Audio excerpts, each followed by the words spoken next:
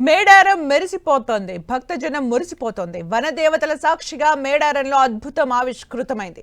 సమ్మక్క సారాలమ్మ గద్దెల పునఃప్రారంభం అట్టహాసంగా జరిగింది. మేడారంలో గద్దెలు ఆలయ ప్రాంగణాన్ని సీఎం రేవంత్ రెడ్డి పునఃప్రారంభించారు. కుటుంబ సమేతంగా వనదేవతలకు తొలి మొక్కు చెల్లించుకున్నారు. మనవడితో కలిసి నిలువెత్తు బంగారాన్ని సమర్పించుకున్నారు. ఈ సందర్భంగా గద్దెల ప్రాంగణంలో పైలాన్ను రేవంత్ ఆవిష్కరించారు. సీఎంతో పాటు డిప్యూటీ సీఎం భట్టి విక్రమార్క, మంత్రులు, పలువురు ఎమ్మెల్యేలు వనదేవతలకు పూజలు చేశారు. సీఎం తొలి దర్శనం తర్వాత మొదటగా మహిళలకే దర్శనం కల్పించారు. తెలంగాణ ప్రభుత్వం ఈ జాతర కోసం 251 కోట్ల రూపాయలు మంజూరు చేసింది. ఇందులో 150 కోట్లతో జాతర నిర్వహణ, ఏర్పాట్లు, 101 కోట్లతో గద్దెల విస్తరణ, శాశ్వత అభివృద్ధి పనులకు ఖర్చు చేశారు అధికారులు.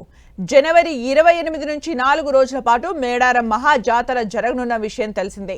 ప్రభుత్వం ఇప్పటికే జాతరకు సంబంధించిన ఏర్పాట్లు చేసింది. వన దేవతలను దర్శించుకునేందుకు రాష్ట్రం నలుమూలల నుంచే కాకుండా పక్క రాష్ట్రాల నుంచి కూడా భక్తులు పెద్ద ఎత్తున తరలి వస్తున్నారు.